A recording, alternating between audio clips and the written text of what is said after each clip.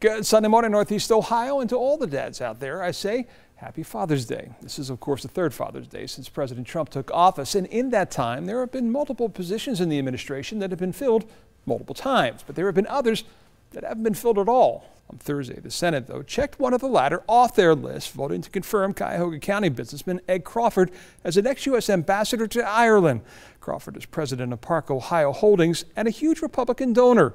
Ohio's 2 U.S. senators joining 88 of their colleagues to approve Crawford. It's about time. You know, we haven't had an ambassador there during the Trump administration.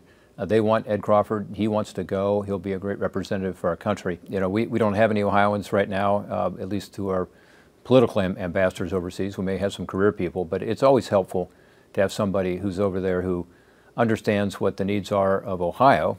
We have a lot of Irish investment in Ohio. We like that. We have a lot of Irish Americans in Ohio. So we have a big connection already in the Cleveland area and around the state. So it's helpful for Ohio. It's kind of an intangible, I guess, but it's also just nice to have an Ohioan on the international scene. I'm glad to see any qualified Ohioan of either party get confirmed for a job like this, and I helped to make sure that overwhelming number of Democrats supported him to make this as bipartisan as possible. And I think it's good for Northeast Ohio. It's good for the Irish community. It'll be good for our relationship with Ireland. In Ireland, we know the term old sod is a phrase used to refer to one's native land. Well, here in Northeast Ohio, our old sod has been a rather soggy sod this spring. This weather pattern has been one that has tested the will and skill of area farmers, many of whom are struggling to catch up. And the U.S. Department of Agriculture keeps track of this stuff, and what they found was that last week in Ohio, only a third of the state's cornfields had been planted. Now this week, the numbers show it's up to 50%. An improvement, yes, but consider where it was this time last year, closing in on 100%. This is a nice big tassel right here. Paula Zolia's cornfields are the envy of many farmers this year. This will be a beautiful ear corn about the second week of July. She got this field planted in between late April downpours, not to be confused with the May and June downpours. What's this spring been like for you? Wet. 3 big letters. Her family grows about 200 acres of corn in Peninsula. They have a schedule of planting throughout the spring and early summer so as to guarantee a steady supply of corn for their market and local grocery stores. But this year has been a challenge, forcing them to do what she calls patchwork farming.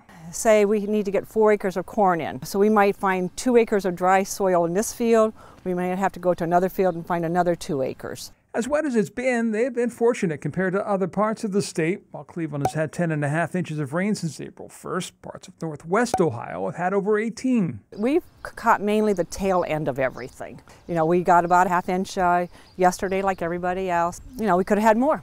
A friend of ours had almost 5 inches. In the meantime, they'll continue their patchwork approach, appreciative that they haven't had to deal with what other parts of the country are living with, and that is fields underwater that simply will never be planted this year. And for those who have grown accustomed to Zolai's fall corn maze, fear not, they were able to get that planted over the weekend. To get all 3 acres dry at the same time was like, okay, today's the day, let's hit it.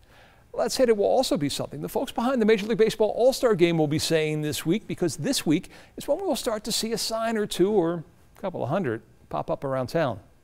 If you thought there were a lot of signs around Cleveland for the Republican National Convention in 2016, just wait. Major League Baseball is making a huge investment in the signage to make sure everybody coming to Cleveland knows it's the All-Star game here in town. We're seeing the first wave with the more than 200 pole banners going up around the ballpark. That's on a small scale. Big scale will be Terminal Tower, which will not only be lit up red, white, and blue, but will have the All-Star game logo projected on its facade July 3rd through the 9th.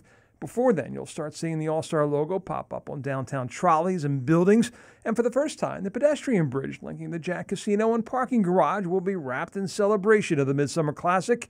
The sign will be big as well over at the Global Center for Health Innovation, overlooking the malls above the Convention Center, where the MLB Play Ball exhibit will be set up for fans July 5th through the 9th. And if you're familiar with the Script Cleveland signs around town, well, they'll feature something extra as well. Yeah, they're producing 6 actual big, large-scale baseballs they're going to put right next to the Cleveland signs. Any of those marquee Cleveland signs, you're going to be seeing the Major League Baseball right next to it. All the hotels downtown will also feature All-Star signage, as will the arcade with this giant hanging banner, and East 4th will get in on the act as well. If you're driving across the Lorraine-Carnegie Bridge, it too will feature for the first time in its 87-year history banners But it probably won't be the last, as Major League Baseball is paying to install the hardware for the signs, which they will then leave in place after the game, showing off baseball in Cleveland while showing off Cleveland to the world. And the festivities will kick off with the opening of Play Ball Park at the Convention Center July 5th, just 19 days away. With Democracy 2019, I'm John Kosich. Enjoy your Father's Day.